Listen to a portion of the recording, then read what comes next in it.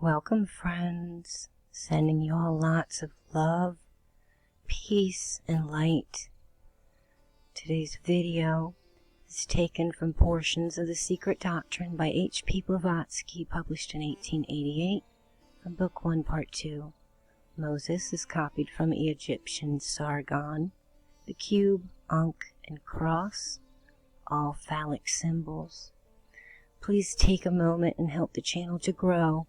Give the video a thumbs up, comment below, and share on your own social media platforms. Since I don't monetize the channel, if you do all three of these things in unison, it helps the YouTube search algorithm to list the channel higher in the search results, so therefore more people can find this content. It's called viewer interaction, and the YouTube algorithm gods, they love it. So please help out. The element of phallicism is found in every god name and narrative in the Old, and to some degree the New Testament, and may also in time considerably change modern materialistic views in biology and physiology. Divested of their modern repulsive crudeness, such views of nature and man, on the authority of the celestial bodies and their mysteries, will unveil the evolutions of the human mind and show how natural was such a course of thought. The so-called phallic symbols have become offensive only because of the element of materiality and animality within them, as they originated with the archaic races, issuing their personal knowledge from an androgyne ancestry, were the first phenomenal manifestations in their own sight of the separation of sexes, and the ensuing mystery of creating in their turn such symbols were but natural. If later races had degraded them, especially the quote chosen people, end quote, this does not affect the origin of those symbols. This little Semitic tribe, which was one of the smallest branchlets from the coupling of the fourth and the fifth subraces, could only accept its symbology in the spirit which was given to it by the nations from which it was derived. Perchance, in the Mosaic beginnings, that symbology was not as crude as it became later under the handling of Ezra, who remodeled the whole Pentateuch. For the glyph of Pharaoh's daughter, or the woman, the Nile, the great deep, and the water, and the baby boy found floating therein in the ark of rushes, has not been primarily composed for or by Moses. It has been found anticipated in the Babylonian fragments on the tiles, in which the story of King Sargon, who lived far earlier than Moses. Now, what is the logical inference? Most assuredly, that which gives us the right to say that the story told of Moses by Ezra had been learned by him while at Babylon, and that he applied the allegory told of Sargon to the Jewish lawgiver. Egyptian mystery, or the source of measures, by those readings of the Bible which the numerical and geometrical keys thereto. Moses was copied from Sargon.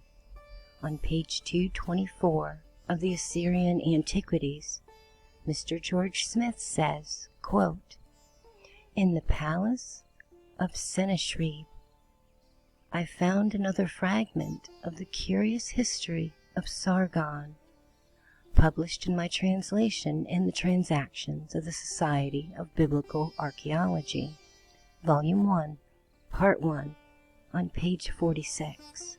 End quote. The capital of Sargon, the Babylonian Moses, quote, was the great city of Agadi, called by the Semites Akkad or Akkad, mentioned in Genesis as the capital of Nimrod. Akkad lay near the city of Sippara. And another strange coincidence is found in the fact that the name of the neighboring above-mentioned city of Sippara is the same as the name of the wife of Moses, Zipporah. Of course, the story's very clever addition by Ezra, who could not be ignored of it. This curious story is found on fragments of tablets and reads as follows. Sargon, the powerful king, the king of Akkad, am I. My mother was a princess. My father I did not know. A brother of my father ruled over the country. In the city Azupiran, which is by the side of the river Euphrates, my mother, the princess, conceived me. In difficulty she brought me forth, and she placed me in an ark of rushes. With bitumen my exit she sealed up. She launched me into the river, which did not drown me. The river carried me to Ankh, the water carrier it brought me. Ankh, the water carrier, in tenderness of bowel, etc., etc. Quote, and when she, Moses' mother, could no longer hide him, she took him an ark of bulrushes, and she daubed it with slime and with pitch, and put the child therein, and she laid it in the flags by the river's edge.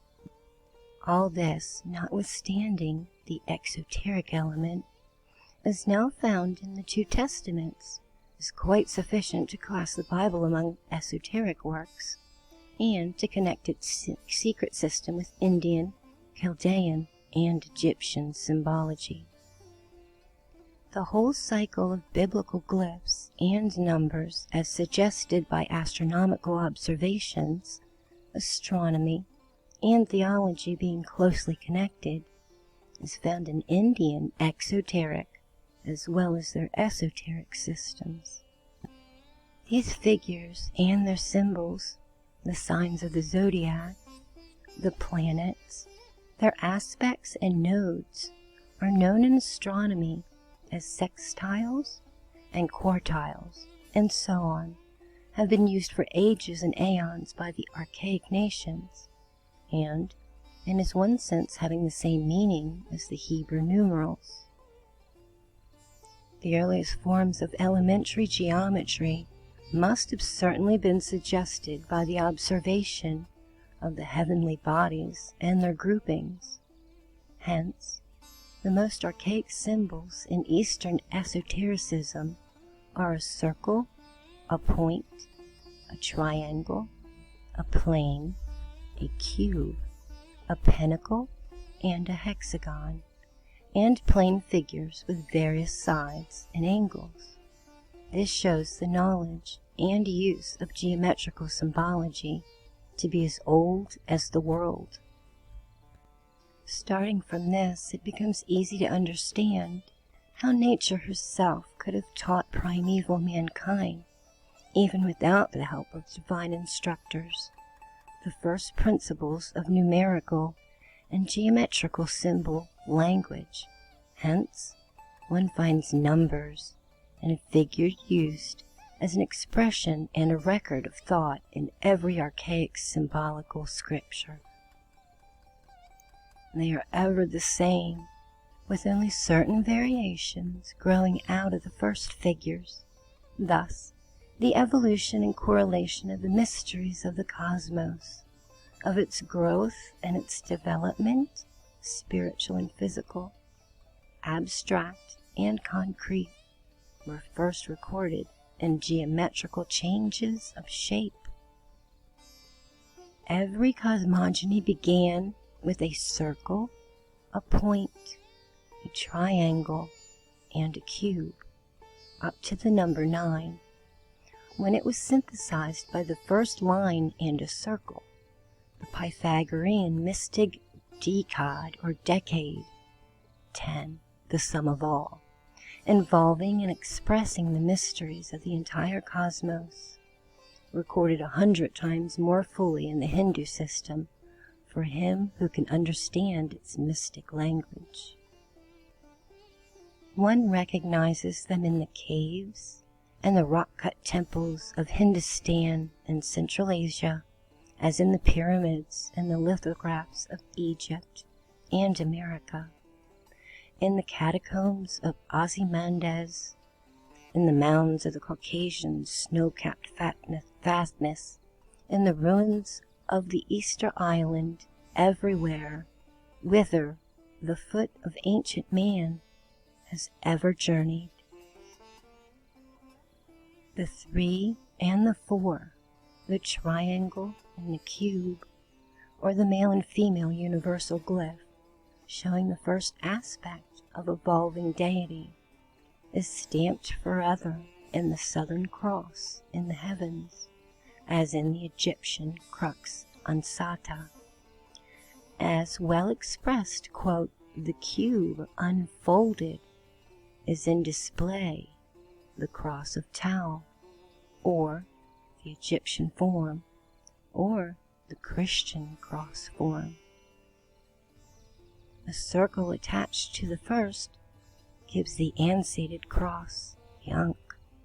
Number 3 and 4 are counted on the cross, showing a form of the Hebrew golden candlestick in the Holy of Holies, and of the 3 plus 4 equals 7, and 6 plus 1 equals 7 days in the circle of the week, as the 7 lights of the sun. So also as the week of 7 lights gave origin to the month and year, so it is the time marker of birth. The cross form being shown then by the connected use of the form 113, 355, the symbol is completed by the attachment of a man to the cross. This kind of measure was made to coordinate with the idea of the origin of human life, and hence the phallic form. Please don't forget to give the video a thumbs up, give a small comment, a quick comment below, and share on your own social media platforms.